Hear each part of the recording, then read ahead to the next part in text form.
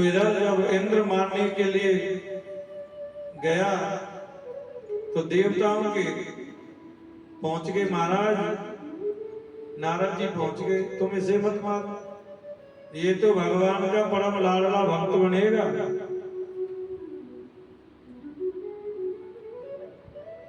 भगवान का परम लाडला भक्त बनेगा। तो नारद जी कयाधु को अपने साथ में ले गए।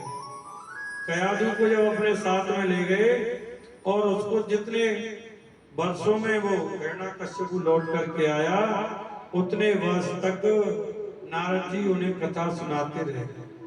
और प्रहलाद गर्भ में ही, मातृ गर्भ में ही कथा सुनता रहा, कथा सुनता रहा। तो कहते हैं कि प्रभु कैसे मिले, कि जब तक तुम्हारे मन में तड़पण नहीं बढ़ेगी तब तक गोविंद मिल नहीं सकते। एक शिष्य ने गुरु जी से कहा, गुरु जी भगवान कैसे मिलेंगे? गुरु जी ने कहा, भजन करो मिलेंगे। 10 दिन हो गए भजन करते करते। गुरु जी भजन के भगवान कैसे मिलेंगे? बेटा भजन करो भगवान मिलते हैं। 20 दिन हो गए, गुरुजी भगवान अभी तक तो मिले नहीं, कैसे मिलेंगे? बेटा भजन करो भगवान मिलेंगे। चौथी बार जब उसने कहा, गुरुजी भगवान कैसे मिलेंगे? गुरुजी ने कहा, चलो आज मिला देता हूं भगवान से, चलो मेरे साथ। चेला को लेके गए, नदी में ले गए, बेटा स्नान कर लो पहले फिर भगवान से मिलेंगे। स्नान कर लो, 2 डुबकी लगाई, 3री डुबकी लगाई ना तो गुरुजी ने जोर लगा के ना उसको शिष्य को दबा दिया पानी में। 5 मिनट तक दबाए रखा और एकदम वो तो गुरुजी को छाल के महाराज बाहर निकला। गुरुजी जान निकली। बेटा जितनी तड़पण अब हो रही है ना, इतनी तड़पण होगी तब भगवान मिलेंगे, ऐसे नहीं मिलते भगवान। भगवान कब मिलेंगे कब मिलेंगे कब मिलेंगे, पीछे पड़ गया। अभी तुझे पता लगी ना, अरे गुरुजी 1 सेकंड भी रुक जाते तो मेरा तो काम हो जाता। तो बेटा ऐसे ही जितनी तू जीने के लिए जितनी कोशिश की ना उतनी ही तड़पण गोविंद से मिलने के लिए जगेगी तो भगवान तेरे सामने प्रकट हो जाएगा। हिरण्यकश्यप ने प्रहलाद को जब हिरण्यकश्यप तपस्या करके लौटा, कयाधु को महल में लेकर के आया और महल में लेकर के आया तब प्रहलाद ने हिरण्यकश्यप के सामने जन्म लिया। और जन्म लिया महाराज, जन्म लेकर के 4थे 5वें महीने बाद ही वो तो गर्भ में ही सब ज्ञान मिल चुका था, क्योंकि उसके गुरु तो नारद जी हैं। प्रहलाद जी तो गर्भ में ही ज्ञान मिल गया था। अब प्रहलाद बड़े हो रहे हैं तो हिरण्यकश्यप ने गुरुकुल में भेज दिए पढ़ने के लिए, बेटा गुरुकुल में जाओ। परंतु प्रहलाद जी का जीवन तो इतना शांत है, गुरुकुल में भी जाकर के आचार्य षण्मार्ग उनके गुरु हैं, आचार्य हैं, लेकिन वो सोचते हैं मेरे गुरु तो नारद जी हैं, ये षण्मार्ग ये मेरे गुरु जी नहीं हो सकते। प्रहलाद जी मन में कभी उद्वेग आ जाता है, कभी रोने लग जाते हैं तो कभी हंसने लग जाते हैं। रोते तो इसलिए प्रभु कब मिलोगे, और हंसते इसलिए हैं कि बड़ी कृपा की तुमने मुझे, राक्षस कुल में भी जन्म होने के बावजूद भी तुमने मुझे अपना लिया। आचार्य सुखदेव जी कहते हैं, प्रहलाद गुरुकुल से प्रहलाद आज राजा हिरण्यकश्यप ने बुलाया है मिलने के लिए। गुरुजी साथ में है, प्रहलाद को लेकर के आए। हिरण्यकश्यप ने दौड़ करके अंक में भर लिया प्रहलाद को, प्यार से पूछा, बेटा तुम बताओ गुरुकुल में क्या पढ़ा, जो पाठ तुमने पढ़ा वो मुझे सुनाओ, मैं सुनना चाहता हूँ। प्रहलाद जी ने बहुत सुंदर उपदेश किया। पिताजी मैंने तो यही अनुभव किया है कि संसार में हम जहां भी सुख की कामना करते हैं, लेकिन सुख कहाँ है? कहीं सुख मिलता है? सुख कहीं भी नहीं मिलता। सुख तो केवल गोविंद के नाम में है। आत्मा के कल्याण की कामना करना, व्यक्ति के मन में गोविंद के लिए चिंतन करना, और उसे घर छोड़ करके वन में जाने की जरूरत नहीं। वो तो हमारे हृदय में ही विराजमान रहता है। वहां जाकर के प्रभु के चरणों में प्रेम करना चाहिए, नारायण की आराधना करनी चाहिए। प्रहलाद के मुख से ये नाम लेता जैसे ही सुना तो महाराज हिरण्याकश्यप तो क्रोध में आ गए। गुरु जी को डांटा, संडमार को तुम ये क्या विद्या सिखा रहे हो मेरे पुत्र को? हैं? मेरे शत्रु का नाम लेता है। गुरु जी कहते महाराज हम तो सही शिक्षा दे रहे हैं, सही पढ़ा रहे हैं, लेकिन पता नहीं है कहां से सीख लेता है ये सब। तो प्रहलाद जी कहते हैं संडमार्ग मेरे गुरु जी नहीं है पिताजी, मेरे गुरु जी तो नारद जी हैं, जिन्होंने आप जब तपस्या में गए थे तो माता को अपने आश्रम पर उन्होंने रखा, और जितने दिन में वहां रहा तो मैंने भागवत धर्म का उपदेश सुना। तो मेरे प्रथम गुरु तो नारद जी हैं। हिरण्याकश्यप ने डांटा संडमार्ग को, जाओ इसे लेकर के जाओ, दोबारा इसके मुख से मैं नारायण का नाम नहीं सुन। गुरु जी बोले अच्छा इसको मिलाने के लिए आए, इसके चक्कर में हमें भी डांट पड़ गई। चल बेटा, प्रहलाद जी को लेकर के गए। जिसका एक बार मन कन्हैया से जुड़ जाता है फिर छूटता नहीं। ये तो कृष्ण चरित्र की विशेषता है। ये काला जो कनुआ है ना, जिसे एक पकड़ लेता है ना फिर छोड़ता नहीं है। जब पूतना आई थी ना मारने के लिए, तो 6 दिन के कृष्ण थे, 6 दिन के कन्हैया बोल पड़े मौसी जी मुंह पे तो पकड़वो ही आवे, छोड़वो तो आवे ही नहीं। एक काला है अब इतना कमाल करता है, गोरा होता तो पता नहीं क्या क्या डालता। ब्रज के रसिक कहते हैं कि नंद लला तुम होते लली, नंद लला तुम होते लली, तो गले कट जाते करोड़ के। ये तो शुक्र करो नंद के लाला तुम लाला हो, लाली नहीं हो ये समझ लो, नहीं तो रोजाना करोड़ों के गले कट जाते। ये स्थिति है, इतना प्यार है कन्हैया। तो जिसको ये पकड़ लेता है फिर छोड़ता थोड़ी है। प्रहलाद का मन तो गोविंद के चरणों में लग गया। महाराज हिरण्याकश्यप ने आज फिर प्रहलाद को गुरुकुल से बुलाया, बुला करके पूछा बेटा क्या शिक्षा लिया बताओ। लेकिन प्रहलाद जी की तो वही धुन एक पैर में क्या सीखा, तो बता रहे प्रहलाद जी मैंने क्या सीखा कि श्रवणम कीर्तनम विष्णु स्मरणम पाद सेवनम अर्चनम वंदनम दास्य सख्य निवेदनम। पिताजी मैंने तो यही जीवन में समझा कि नारायण के चरणों में भक्ति करने का 9 प्रकार है। श्रवणम, सबसे पहले उसके नाम का श्रवण करो, फिर जो नाम सुना है उसका कीर्तन करो, फिर स्मरण करो, फिर भगवान के पाद यज्ञ पैरों का वंदन कीजिए, अर्चन कीजिए, वंदन कीजिए, सबसे बाद में आत्म निवेदन, सब कुछ गोविंद के चरणों में समर्पित कर दो। ये 9 प्रकार की भक्ति है। मैंने तो यही सीखा। हिरण्याकश्यप जब ये सुनता है तो महाराज बड़ी स्थिति खराब हो जाती है।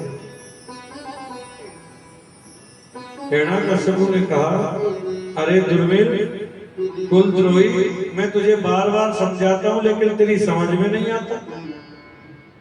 बार बार मैं बोलता हूं कि तू बार बार मेरे शत्रु का नाम लेता।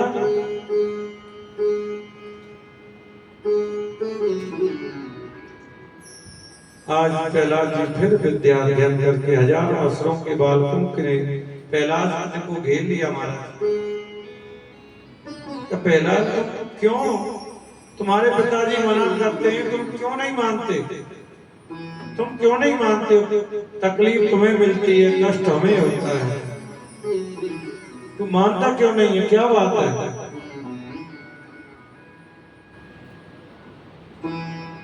तुम हमारे मित्र हो, इसलिए तुम्हें दंड मिलता है, तो तकलीफ हमें होती है। भूखा तुम्हें रखा जाता है, तब भी हमें तकलीफ, तड़पन हमें होती है। मित्र, तुमसे निवेदन है हमारा कि तुम इतने हठी क्यों हो गए हो? तुम अपने पिताजी की बात क्यों नहीं मान लेते? कीर्तन ही करना है तो बुढ़ापे में कर लेना, अभी से तुम क्यों हट कर रहे हो?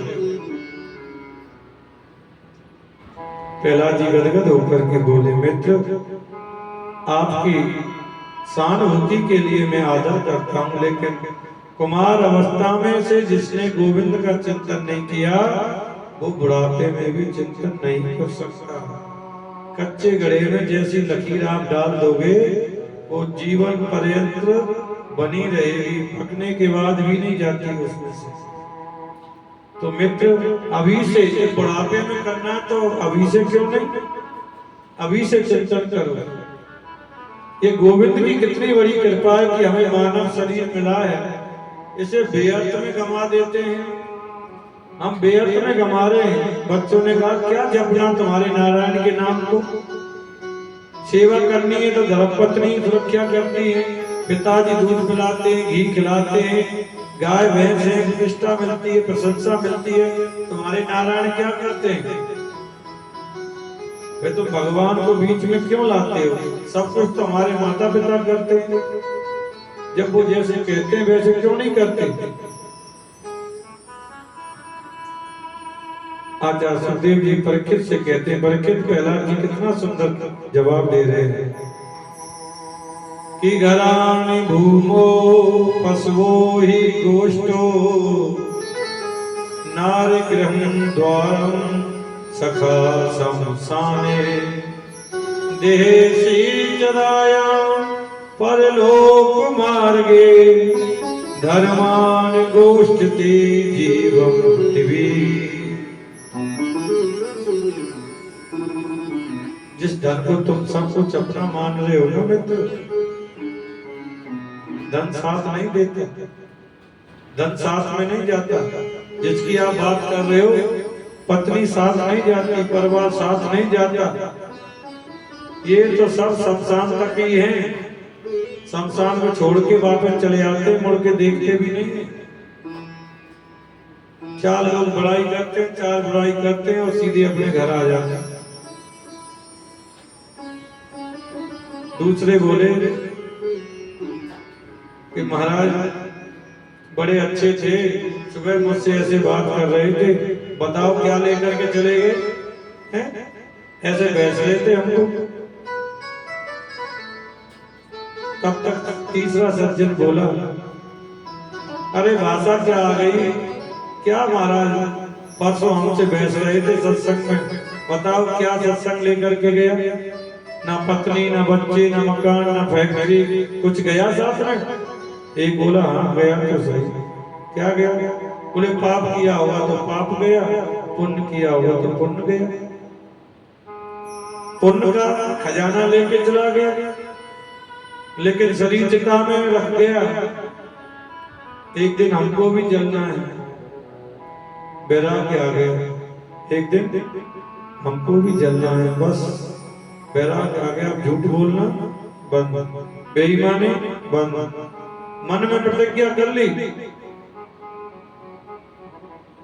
चिता से अग्नि शरीर में जैसे ही लगी और बाहर निकले, सब खत्म।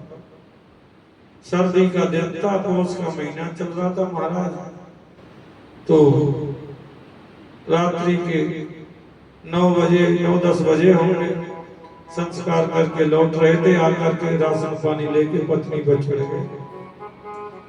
अरे लोगों को शर्म ही नहीं है, टाइम से मरती नहीं है, मरवा दिया ठंड में, नहाना पड़ गया। अरे अभी तो कह रहे थे ऐसा नहीं करेंगे, वैसा नहीं करेंगे, और ये हो गया और वो हो गया और ऐसे हो गया, सब खत्म। व्यक्ति को मातृगर्भ में, शमशान में और प्राणों की कथाओं में जो वैराग्य होता है ना, अगर वो वैराग्य स्तर हो जाए तो महाराज मुक्ति तो तैयार कर ही है। जब तक बैठे तब तक तो वैराग्य है। एक भगत जी रिटायर हो गए थे, पत्नी नहीं थी, बेटे लोग थे। अब तो बस दिन भर यही सोचते रहे कौन क्या गलती कर रहा, किसने क्या किया मेरे साथ।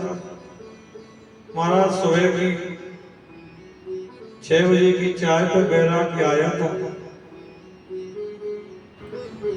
बहू ने चाय में चीनी कम डाल दी, से बैराग आ गया। अच्छा अब कमाता नहीं हूं ना, तो चीनी भी कोई वैल्यू नहीं है। कबू दाल में नमक कम तो कभी चाय में चीनी कम। नहीं नहीं बाबूजी, नहीं नहीं बाबूजी नहीं, मैं बहुत दिन से देख रहा हूँ तुमको, आजकल मैं कमाता नहीं हूँ ना, इसलिए ख्याल नहीं रखते हो। महाराज ऐसा बैराग आया, चला जाऊंगा वृंदावन। कपड़े इकट्ठे किए, 7 बजे बैराग आया था, 8 बजे तो घर से निकल गए, 9 बजे तो स्टेशन पहुंच गए और 10 बजे तो घर आ गए। इसे कहते हैं मरकट बैराग।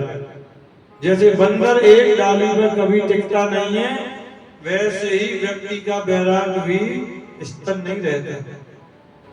तो बेटा ऑफिस जा रहा था, सामने देखो बाबूजी आ रहे हैं सूटकेस लेके। क्या हुआ, तुम तो वृंदावन गए थे? बोले जा रहा था, वो छोटे वाले मुन्ने की याद आ गई, दादाजी दादाजी कह के आता है ना, इसीलिए वापस आ गया हूँ। दोबारा ऐसे किया तो फिर कभी लौट के नहीं आऊंगा, आशीर्वाद दिलवाना हो तो वहीं लेके आना पड़ेगा। इसे कहते हैं मरकट बैराग। इंसान का जो बैराग है ना, आता तो खूब जोर जोर से है, लेकिन स्तर नहीं रहता। स्तर रहेगा तो काम बनेगा। जैसे व्यक्ति कहता है क्या करें महाराज, संसार में फंसे हुए हैं। तुमको किसने कहा फंसे हुए? कहां से फंसे बताओ? अपने मन से ही बना लेता है फंसे हुए, क्या करें, गृहस्थी है क्या, सारी दुनिया की गृहस्थी है, खुद फंसा रखा है और कहता है छूटता नहीं। अरे छोड़ोगे तो छूटेगा। ऊपर कोठे पे बंदर बैठा हुआ, बंदर ने नीचे नजर डाली, मटकी में चने रखे। हाँ कितने सुंदर चने भुने हुए एकदम। उसने तो महाराज ऊपर से छलांग मारी सीधा नीचे। अब तो उसने मटकी में हाथ डाला और मटकी में हाथ डाल करके महाराज चने भर लिए। अब ऊपर बैठा हुआ दूसरा बंदर देख रहा है, वो कहता है भैया जल्दी लेके आओ ऊपर, आता क्यों नहीं है? तो वो क्या कहता है, अरे आऊं कैसे, इसमें भूत बैठा है, उसने मुझे पकड़ लिया।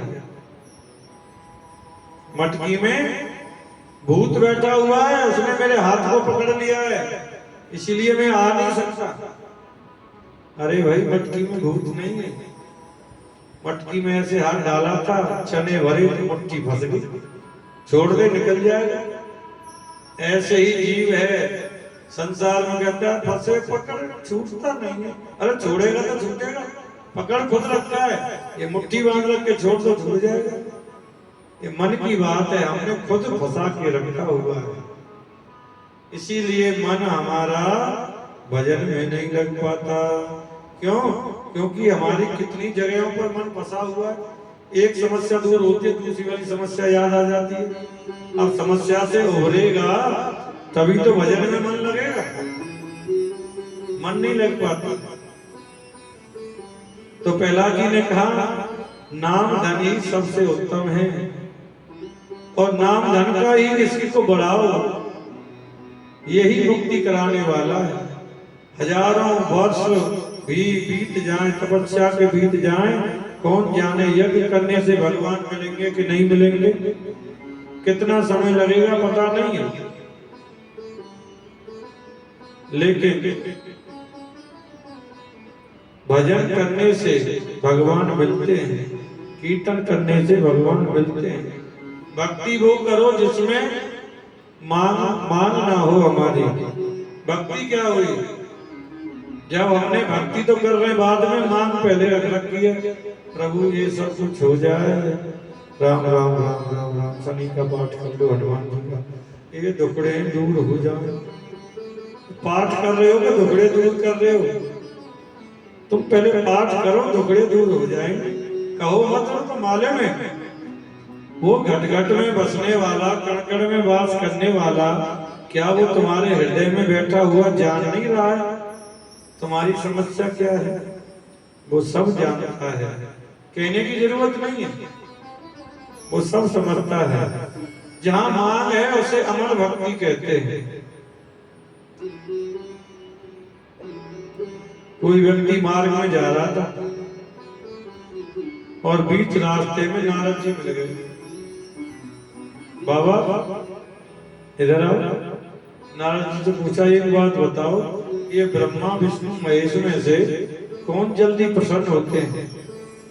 नारद जी ने कहा, ब्रह्मा विष्णु महेश में से भैया ब्रह्मा जी जल्दी प्रसन्न होते हैं। क्यों? क्योंकि उनके मंत्र है नहीं, कोई चेला चपाटे उनके है नहीं, वो तो तैयारी बैठे रहते।